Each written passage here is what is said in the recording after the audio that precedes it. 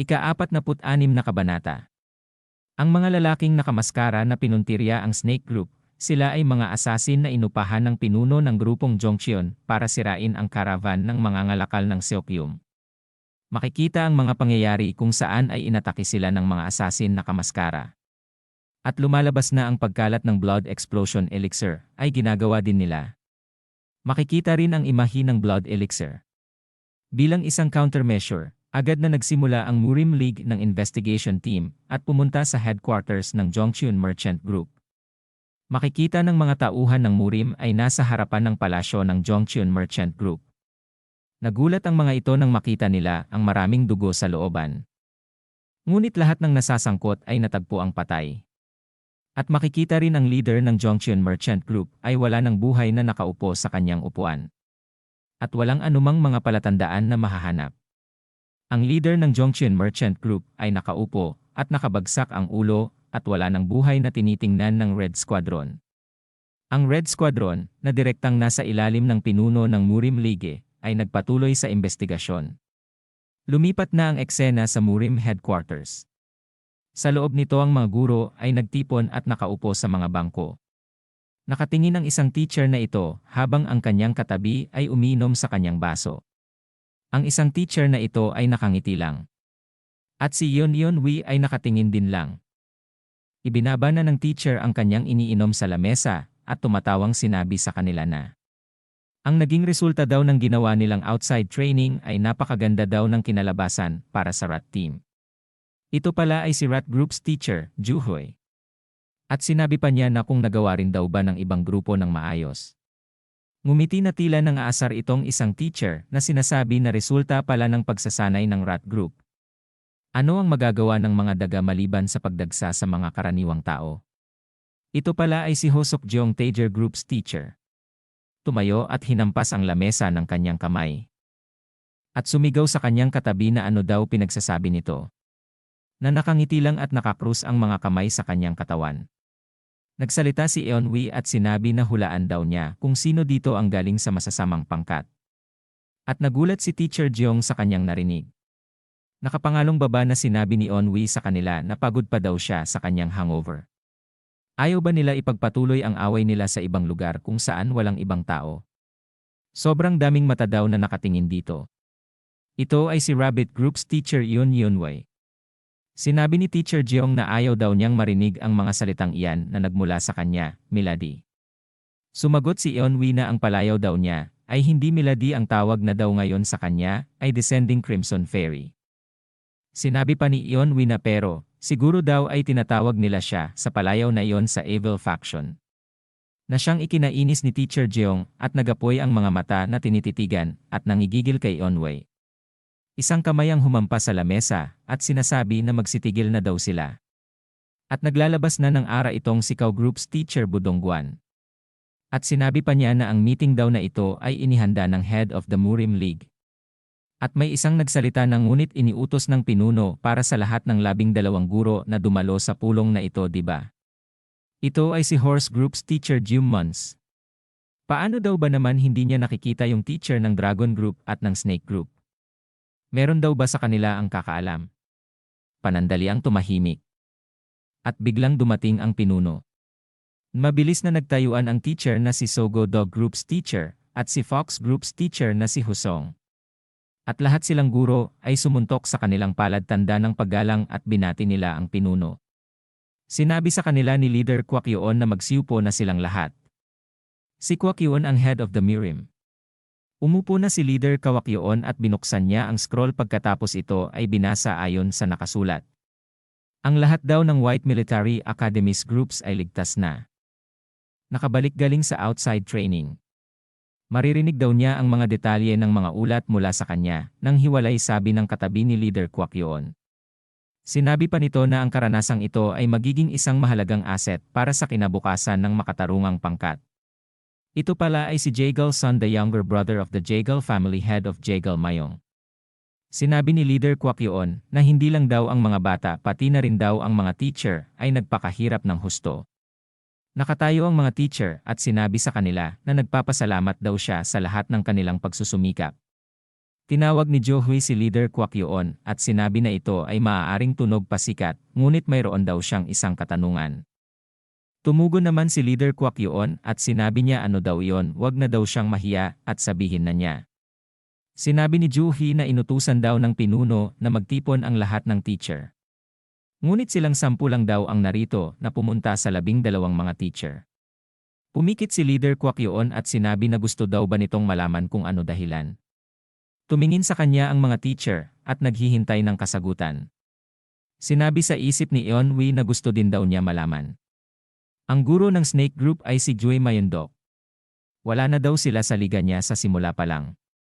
Ang mga guro daw ng White Military Academies ay lahat ng Masters of the Peak Real o Transcendente sa pinakamahusay. Ang Martial Real ay binubuo ng Third-Rate, Second-Rate, First-Rate, Peak Transcendent, Unrestrained, Bright. Si Jue Mayondok ay nasa Bright Real. Naiintindihan daw naman nila na hindi dumating si Mr. Jue Mayondok pero bakit absent din yung teacher ng Dragon Group. Sinabi ni Leader Kwak Yoon na silang dalawa na teacher daw ang taong siyang inerespito niya. Sinabi pa ni Leader Kwak Yoon na ang isang tao ay isang kaibigan na nasa tabi niya sa loob ng 20 taon. Siya daw ay tinatawag sa pangalang Jue Mayondok. Nagulat ang mga guro at sinabi nila sa kanilang isipan na ang legendary na si Jue Mayondok. At sinabi sa isip ng nakapikit na teacher na totoo daw pala talaga ang mga chismis noon.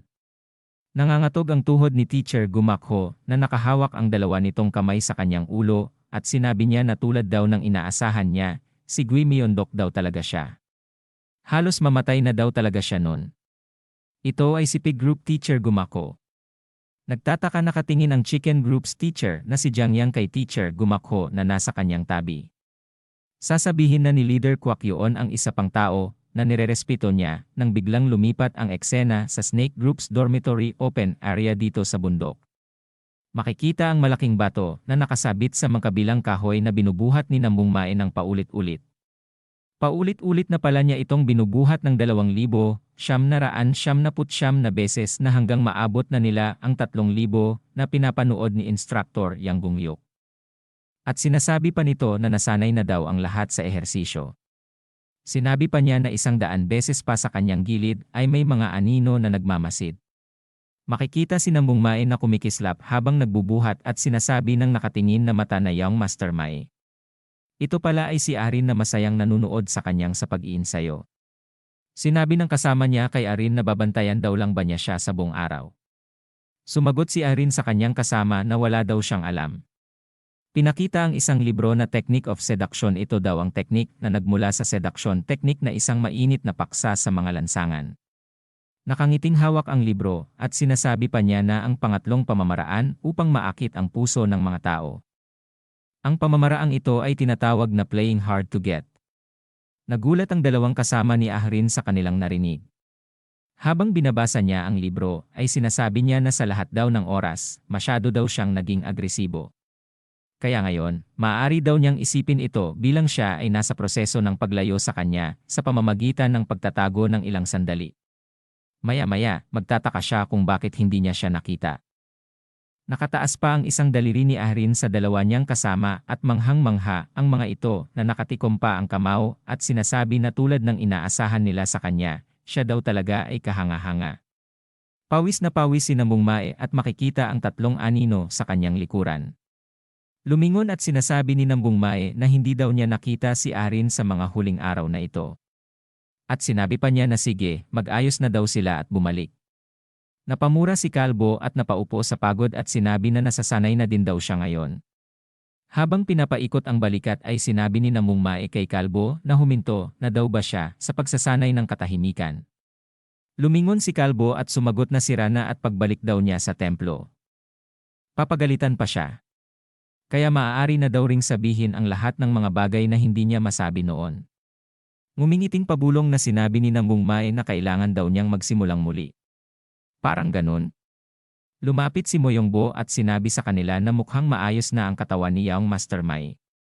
Nakikita daw niya na nakakasabay na siya sa pagsasanay. At tumingin ang dalaw kay Moyongbo. At sinabi pa niya na sa nakikita daw niya ay parang lumakas din daw si Namungmae. Lumapit din si Jiagalmi at sa likod nito ay si Yun Ryong na sinasabi na tama daw si Mo Yongbo. Naging mas malakas daw si Namung Mae mula noong insidente ng mga assassin. At isa pa, naglalabas din daw siya ng katulad na enerhiya sa mga assassin noon. Sa likuran ni Jiagalmi si Yun Ryong ay nagsalita na masyadong mabilis daw maghilom ang mga sugat niya, yun daw ay kakaiba. Hindi makapagsalita si Namung Mae at walang maisip na sasabihin sa kanila nang nagulat ito nang may marinig na salitang medyo solid daw ang foundation niya. Mabilis na lumingon si Namung Mae at nakita niya ang isang lalaki na nakangiti at nakahawak sa kanyang baba. At sinabi sa kanila sa ang grupo daw sila nabibilang. Lumipat ang eksena kung saan sasabihin na ni Leader Kwak Yuon kung sino ang isa pang tao na nirerespeto niya. Sinabi ni Elder Kwak Yuon na ang isa pang tao na nirerespeto daw niya at ang Dragon Group's teacher na si Stormblade Ju Deokhwa. Isa sa mga pambihirang tribe kasama ang Murim League Head at si Soma. Silang tatlo ay nasa Unrestrained Realm. Dito na nagtatapos ang ika-46 na kabanata.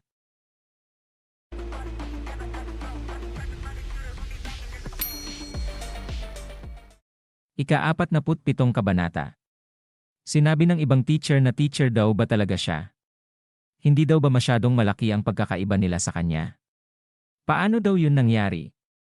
Nagtanong ang teacher ng dog group na si Sogo na kung ito daw ay Ju Deokhwa, hindi ba siya ang talim ng bagyo, isa sa tatlong pambihirang triad?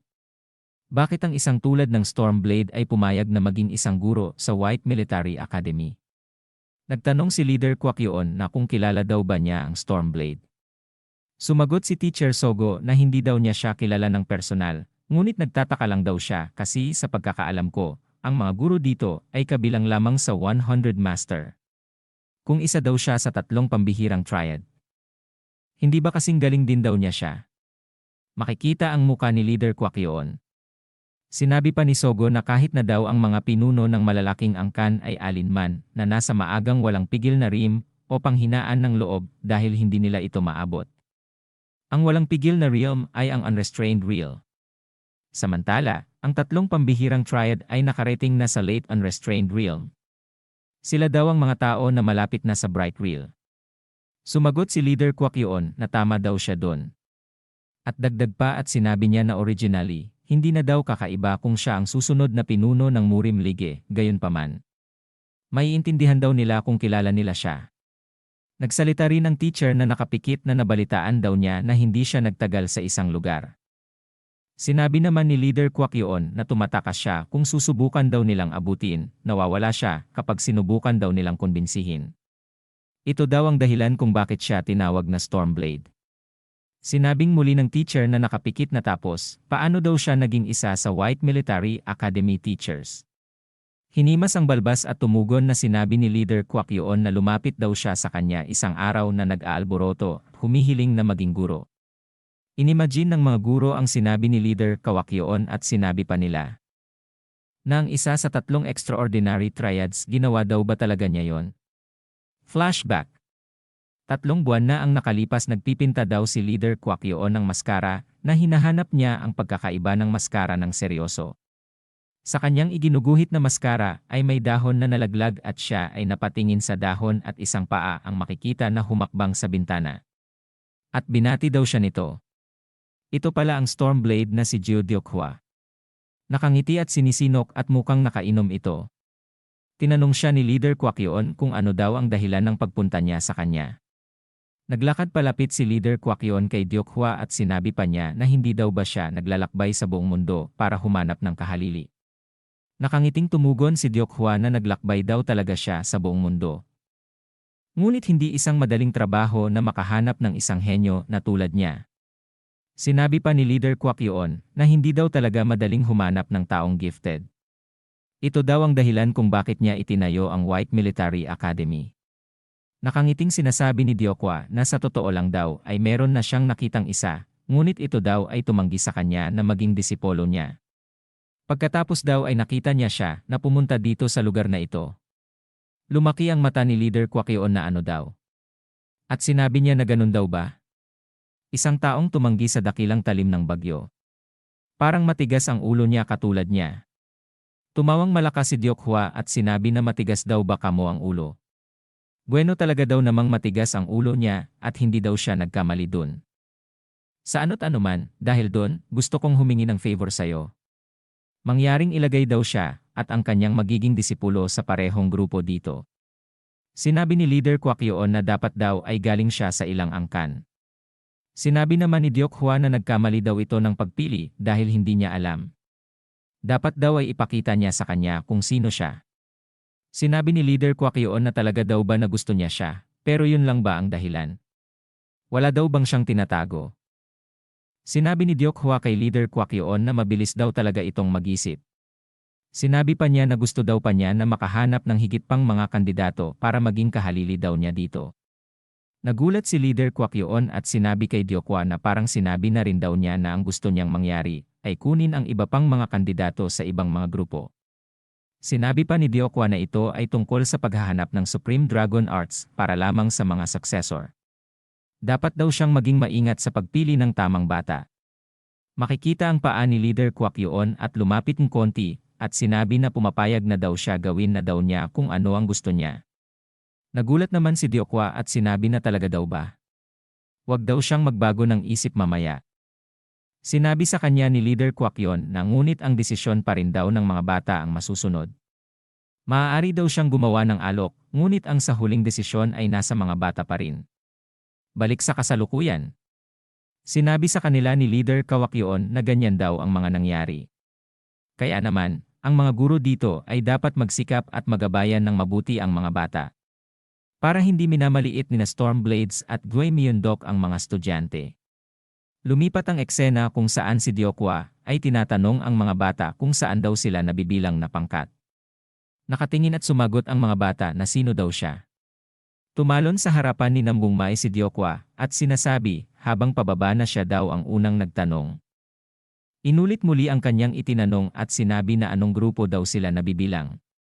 Nagulat si Namungmai at biglang si Jagalmi ay nagsalita at sumuntok sa palad tanda ng paggalang at sumagot na sila daw ay nagmula sa Snake Group ng White Military Academy at ang pangalan daw niya Jagalmi.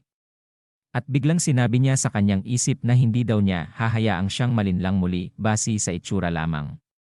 Katulad ng nangyari sa kanya sa paghusga niya kay Teacher Gui Myeondok, baka malakas daw talaga ang taong ito. At tinanong niya ang pangalan nito. Sumagot naman na bakit ganyan daw siya magsalita. Para daw itong isang mahalagang bata. Nagtataka na nakatingin lang si Jagalmi kay Deokhwa. Nakatingin si Deokhwa at sina Yunryong Kalbo at Namungmai ay nagtataka at biglang itinuro si Moyongbo at tinanong ang pangalan nito. Nagulat si Moyongbo at pinakilala niya ang kanyang pangalan. Sinuntok ang kamao sa palad at sinabi niya na siya daw ay si Moyongbo galing sa pamilyang Moyong family. Mabilis na lumapit at kinikilatis niya si Moyongbo at sinilip niya ito at sinasabi ang pangalan ni Moyongbo. Pagkatapos ay niyakap niya ito at kinapa ang katawan na pinagtatakahan ni Moyongbo. Kinapa din siya sa dibdib at namumulang sinabi ni Moyongbo, teka lang daw muna. Ano daw ang ginagawa nito sa kanya? Malungkot na sinasabi niya na para sa isang anak ng isang prestigyosong pamilya, ang kanyang katawan daw ay binuo ng maayos. Mas magaling daw siya sa kanyang kandidato pagdating sa ganyan. Lumiwanag ang mata ni Deokhwa at sinabi na hayaan daw nito na subukan siya. Nagpalabas ng killing intent si Deokhwa na ikinagulat ni Moyongbo at isang hugis dragon na enerhiya ang kanyang pinalabas sa harapan ni Moyongbo. Pagkatapos si Moyongbo ay napangiwi sa lakas ng kanyang nararamdaman at ilang saglit pa ay nanginginig at may mga dugo na lumalabas sa kanyang bibig. Si Namungmai ay sumigaw at sinasabi na tumigil na daw ito. Lumingon si Deokhwa kay Namungmai at sinabi dito na huwag daw siya nitong istorbuhin. At sinabi rin niya na ano daw itong nakikita niya sa kanya. Nagtaka naman si Namungmai sa kanyang narinig. Habang nakatingin ang kanyang mga mata kay Namungmai, ay nakikita nito ang kulay lila na enerhiya niya sa kanyang looban na katawan at mabilis na pumunta kay Namungmai. At sinabi niya na bakit daw ang grupo na ito ay maraming napaka-interesadong mga bata. Sinasabi niya na anong grupo daw siya, nabibilang at hahawakan niya si Namungmai nang biglang may isang kamay na nakipagkamay dito. Ito pala ay si Master Gui Myeondok na sinasabi na ito daw ay ang grupo ng Snake Group at sila daw ang kanyang mga estudyante na magkahawak pa rin sila ng kamay. Nakangiting sinabi ni Dekhwa na kung gayon siya daw dapat ay si Teacher Gui Myeondok. Makikita ang nakangiting muka ni Master Gui Myeondok at ilang saglit pa ay patindi ng patindi ang hawakan ng kanilang mga kamay. Sa lakas ng hawakan nila ay pareho na silang naglalabas ng matinding enerhiya, ang mga bato sa paligid ay nagaangatan na. Sa lakas ng enerhiya nilang dalawa ang kinakatayuan nila ay nabasag at pati na ang kinakatayuan ng mga bata. Dito na nagtatapos ang ika-47 kabanata.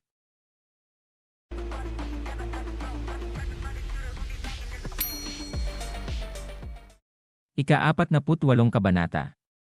Ang nakaraan hinawakan ni Master Gui Myeondok ang kamay ni Stormblade na si Deokhwa. Sa lakas ng enerhiya na kanilang nilalabas ang paligid ay nagkawasak-wasak. Sa pagpaptuloy hindi pa rin sila tumitigil sa pagpapalabas ng enerhiya. Nagulat si Namong Mae at sinabi sa kanyang isip na kung sino daw ba yung taong iyon. Nagulat at sinabi sa kanyang isip ni Mo Yongbo na napakatindi daw ng labanan nila ng K.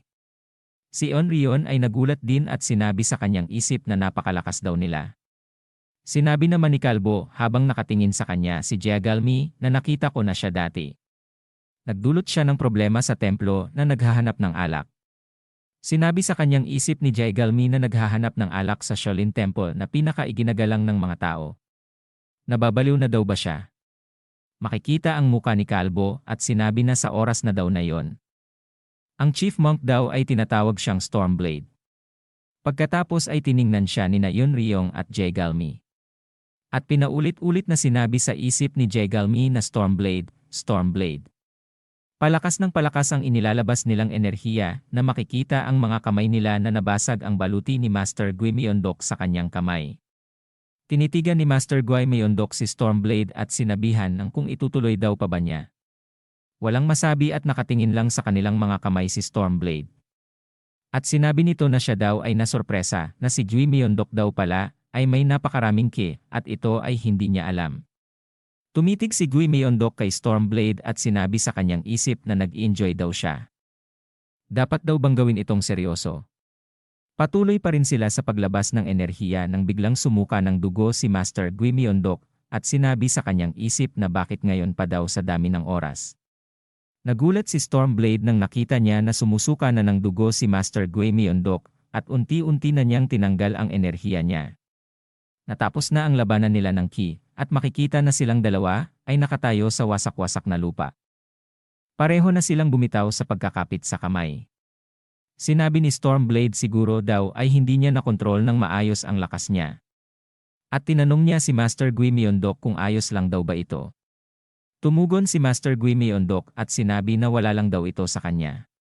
At nagulat daw siya nang marinig niyang gusto nitong maging guro sa lugar na ito. Tumugon si Stormblade na ganun din siya. Na isa sa mga pinakamahusay na assassin ay naging isang guro. At mas nagulat daw siya sa mukha nitong walang maskara. Sumagot si Master Gui Myeondok at sinabi na ito ay nangyari na. Isang mabilis na paa ang tumatakbo at sinisigaw ni Ahrin na Young Master. Nagulat si Namong Mae at napatingin. Inalog ni Ahrin si Namong Mae at sinabi sa kanya na okay lang daw ba siya. Hindi daw ba yun nasaktan? Nagulat si Stormsword sa kanyang nakita at sinabi na paano daw ito posible nang makita niya si Ahrin. Habang kinakamusta si Namong Mae, tinitingnan ni Stormblade si Ahrin at sinasabi na isang ligaw na enerhiya na umaapaw kasama ng isang katawan na kasing solid ng ginto. Yun daw ba ang maalamat na Heavenly Martial Body? At hindi makapaniwala sa kanyang nakita si Stormblade. Agad-agad niyang tinanong si Ahrin at sinabi dito na ano daw ang kanyang pangalan at anong clan ang kanyang pinagmulan. Lumingon at tumugon si Ahrin at sinabi kay Stormblade na hindi daw siya interesado sa matandang lalaki. At sinabi ni Stormblade na nagkakamali ka, hindi daw yun ang ibig niyang sabihin. Lumapit na si Master Gui Myeondok kay Stormblade at sinabi na ang bata na daw na iyon ay si Yu Ahrin nagmula sa Aimee Sect. Lumingon si Stormblade kay Master Gui Myeondok at sinabi ang pangalan ni Ahrin. Nagulat ito nang maisip niya na ito ay nagmula sa Aimee Sect. Sinabi niya sa kanyang isip na hindi daw ba purong babae ang Aimee Sect. Tiningnan niya ang nasa ulo nito at nagulat sa kanyang nakita. Na babae daw pala ito. Sinabi pa niya na nakatikom ang kamao na yon daw ay nakakahiya. Sa tingin daw niya ay kailangan na daw niyang Sumuko dahil estudyante daw siya ng isa sa mga dakilang sekta. Sinabi ni Master Gui Myeondok kay Stormblade na bakit hindi daw ito nagpakita sa kanilang meeting kanina. Tumugon si Stormblade na ang meeting para sa mga teacher. Ang meeting daw ba na yon ay sa pilitan? Naglibot-libot lang daw siya sa lugar na ito. Sinabi pa nito na kung dumalo daw ba si Master Gui Myeondok sa meeting ng mga guro. Sumagot si Master na siya daw ay dumalo. Makikita ang meeting ay wala doon si Master Gui Myeondok at pinakita rin ang kisami ng palasyo at sa kisami pala si Master Gui Myeondok nakapwesto. Pinunasan ang dugo sa bibig at bumaling ang paningin na sinabi na siyempre dumalo daw siya doon. Tinitigan siya ni Stormblade at mukhang hindi naniniwala kay Master Gui Myeondok. Sinabi pa niya na dahil daw siya lang ang hindi naka-attend, siguradong papagalitan daw siya ng matanda. Nagpaalam na ito at sinabi na magkita na lang daw sila mamaya. Tinanong ni Master Gui Myeondok kung aalis na daw ba ito. Sinabi naman ni Stormblade na bumisita lang daw siya dahil narinig daw niya na siya ay andito bilang isang guro. Nagulat si Master Gui Myeondok nang may makita siya sa likuran ni Stormblade. Sinabi pa ni Stormblade na ito ay kawili-wili. Lalo na daw ang kanyang mga estudyante. Grupo daw ba ng ahas ito? Mayroon silang potensyal na parang isang malaking ahas na malapit ng maging dragon. Sinabi ni Master Gui Myeondok na salamat daw sa papuri, ngunit may gustong sabihin si Master Gui Myeondok.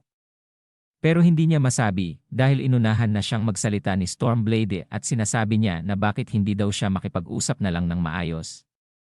Hindi pa daw sila nagkikita pero sa tingin niya ay magkasing edad lang sila. Sigurado daw yon, wika ni Master Gui Myeondok kay Stormblade.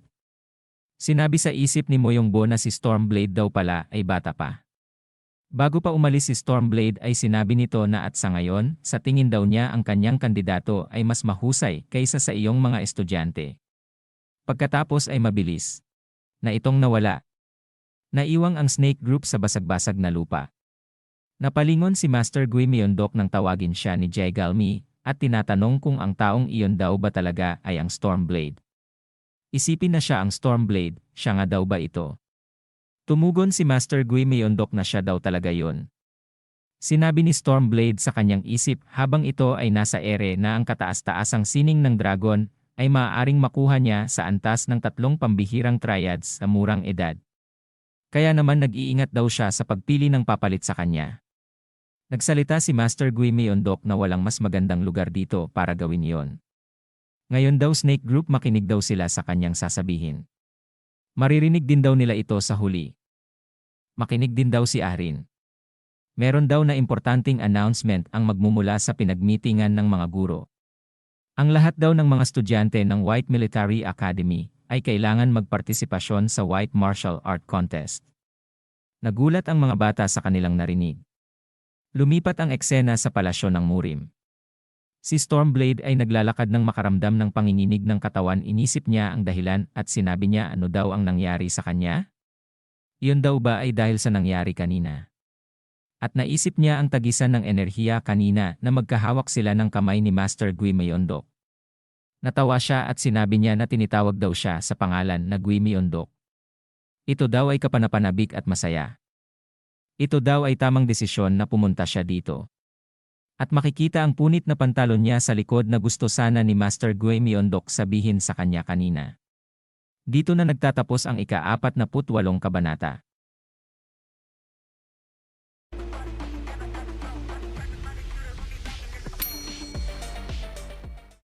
Ika-49 na kabanata, patimpalak sa martial arts. Ito ay isang paligsahan ng Murim na ginawa upang makahanap ng mga taong may talento na magiging makatarungang pangkat sa hinaharap. Makikita ang 2 halimbawa. At ang mga ito ay naglalaban. Ito ay orihinal na binuksan tuwing 3 taon na may pangalan ng maliit na dragon at phoenix contest. Makikita ang pader kung saan ang Small Dragon and Phoenix Contest na pangalan ay pinalitan ng White Martial Arts Contest ay magaganap. Dahil maraming mahuhusay na individual ang natipon pagkatapos maitayo ang White Military Academy, at ang mga patakaran at mga kinakailangan sa paligsahan ay binago. Makikita ang bundok kung saan sila Master Gui Myeondok at Stormblade ay nagtagisan ng enerhiya. Dito rin ay sinasabi ni Jaigalmi kay Master Gui Myeondok na gayon paman hindi lang daw pangalan ang binago. Tama daw siya, tugon na sabi ni Master Gui Myeondok, at pati na raw ang mga patakaran dito ay nabago rin. Sa 12 grupo, 6 na grupo lamang ang maaaring sumali sa finals ng patimpalak. Nagtanong si Moyongbo kay Master na paano daw ang preliminary round. Sinagot ni Master Gui Myeondok na ang preliminary round daw ay gaganapin sa susunod na taon. Makikita ang snake group na ginawang halimbawa na lumalaban sa lahat. At sinasabi ni Master Gui Myeondok na sa preliminary round, kailangan daw nilang manalo bilang isang grupo para makapasok sa finals. Sa finals, kailangan daw nilang makipagkumpetensya ng paisa-isa. Sinabi pa ni Master Gui Myeondok na magkakampi daw sila sa preliminary round pero magkaribal na sa finals. Ang mga bata ay nagulat at biglang tumahimik ng panandalian. Pagkatapos ay nagsalita si Yeon-Wi na kaya daw ang ibig lang sabihin nun. Sinabi pa niya na kapag natalo daw sila sa grupo, hindi na daw sila makakasali sa finals kahit na sila ay talentado. Nagulat si Ahrin at Nambungmay sa kanilang narinig at si Yeon-Wi ay tumalon na buhat sa sanga ng puno. At lumapag sa harapan nila. Tumingin si Yeon-Wi kay Ahrin at sinabi na bakit daw si Ahrin ay naandito. Nagulat si Ahrin. Sinabi pa sa kanya ni Yeon-Wi na seryoso. Bata pa daw siya kaya kung umaasta si Ahrin ay ganito. Kaya daw naman si Ahrin ay grounded. Tumingin sa likod kung saan sa likod ng bato nakatago ang kasama ni Ahrin at sinabihan ni Yeon-Wi na pati daw sila ay grounded. Lumapit si Yeon-Wi kay Master at tinanong na hindi daw niya ito nakita sa pagpupulong, kaya sasabihin daw sana sa kanya ang tungkol sa anunsyo, ngunit gaya ng inaasahan sa dating kapitan ng Liga ng Itim na Bulaklak, mabilis daw talagang itong makakuha ng impormasyon. Makikita ang muka ni Master Gui Myeondok na naging chibi at tumugon at sumang-ayon na lang ito, ngunit sinasabi niya sa kanyang isip na siya rin daw naman ay umattend ng meeting. Sinabi ni Yeon-Wi kay Master Gui Myeondok na kahit na daw sila ang makalaban nila sa finals, hindi daw sila magiging madali sa kanila. Sinabihan na ni Yeon-Wi ang mga rabbit group na bumalik na daw sila. Habang papaalis na sila, si Ahrin ay nakatayo pa. Napasabi sa isip si Nambungmay na mapapagalitan daw siguro si Ahrin. Bago umalis si Ahrin ay tinawag niya si Nambungmay na namumula ang muka at sinabi na Young Master. Nagtatakang tumugon agad si Nambungmay at tumingin kay Ahrin. Nagkatinginan at sinabi sa kanya ni Ahrin na sa tingin daw niya ay hindi daw muna siya makakapunta upang makita si Nambungmay sa isang saglit. Sinabi naman ni Nambungmay na malaki daw ang naitulong niya sa pakikipag-sparring nito sa kanya. Ito daw ay nakakahiya. Habang nakatitig si Ahrin at iniisip nito na isang hadlang daw ang dumating upang hadlangan ang kanilang pagmamahalan. At sinabi pa niya kay Nambungmay na siguro kailangan daw nilang tiisin ang mahabang taglamig ngayon, ngunit darating din daw ang tagsibol. Hihintayin daw niyang dumating ang sandaling iyon. Malalim na iniisip ni Nambungmay ang sinabi ni Ahrin na mula daw sa taglamig hanggang sa tagsibol.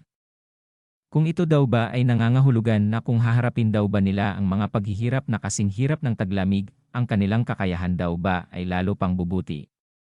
Nakangiting sinabi ni Nambungmay kay Ahrin na maghihintay din daw siya sa pagdating ng sandaling iyon. Nakangiting iniisip at namumula ang muka na sinabi pa na si Young Master Mai daw ay may nararamdaman din daw sa kanya. Masayang sinabi ni Ahrin kay Nambungmay na kung ganun daw, hanggang sa dumating ang oras na yon, mangyaring mag-ingat daw siya. Palubog na ang araw, si Master Gui Myeondok ay nakaupo sa sahig at kasama nito ang Snake Group. Sinabi ni Jaigalmi kay Master Gui Myeondok mula daw ba ngayon ay magpo-focus na daw ba sila sa pagsasanay ng joint formation. Sumagot si Master Gui Myeondok na hindi daw. Sinabi muli ni Jaigalmi na di ba daw ang sabi niya ay ang preliminary round ay magiging group competition. Kahit sa labas ng pagsasanay, ginawa lang daw nila yon ng walang isip-isip. Wala pa daw silang nag-training nun.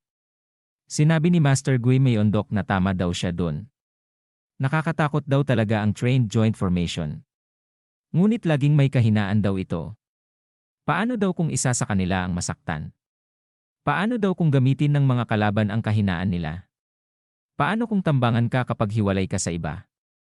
Ang joint formation daw ay talagang malakas, ngunit kung may isa sa kanila ang nawawala, ito ay magiging mahina. Yan daw ang kahinaan ng isang joint formation.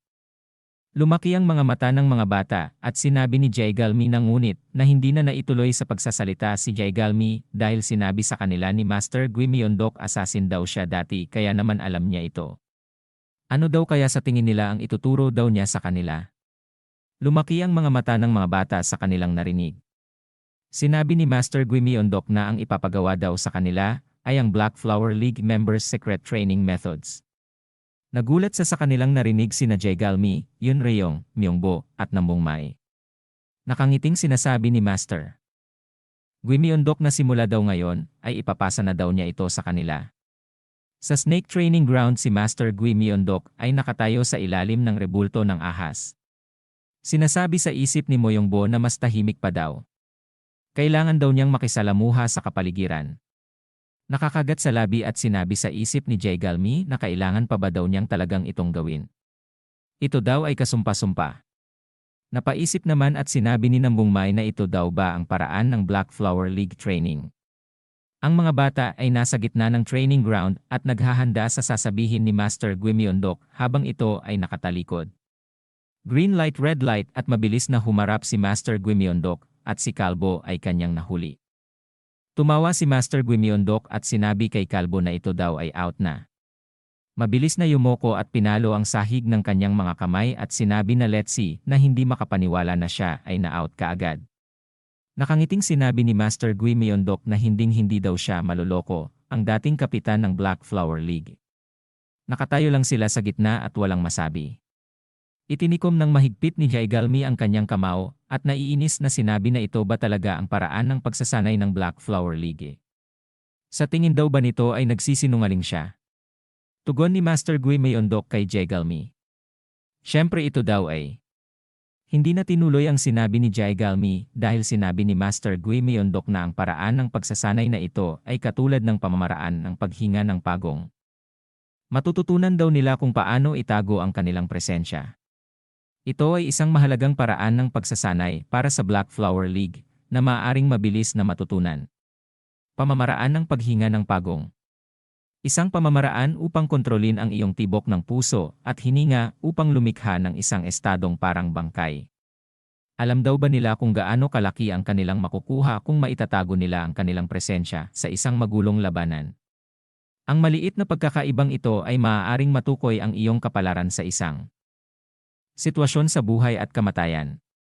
Nagsalita si Moyongbo at sinabi na malinaw daw naman, kung maaari mong itago ang iyong presensya sa isang mapagpasyang sitwasyon, ito ay magiging mas mahusay kaysa sa anumang bagay. Sinabi naman ni Nambungmai na ito daw ay mas mahirap kaysa sa naisip niya. Sa likod ni Nambungmai na si Jaigalmi na hindi makapaniwala na nagulat sa mga kanyang mga narinig. Naisip ni Nambungmai ang isang imahe at sinasabi na nanginginig ang kanilang katawan kapag sinubukan nilang ihinto ang paggalaw. Nang sinubukan kong pigilan ang paggalaw gamit ang ki, ang pagkonsumo ng ki ay masyadong malaki at ang aking konsentrasyon ay nagsimulang naputol ang pagsasalita ni Nambungmai sapagkat si Jaigalmi ay sumisigaw na hindi daw naman iyon ang pinupunto niya.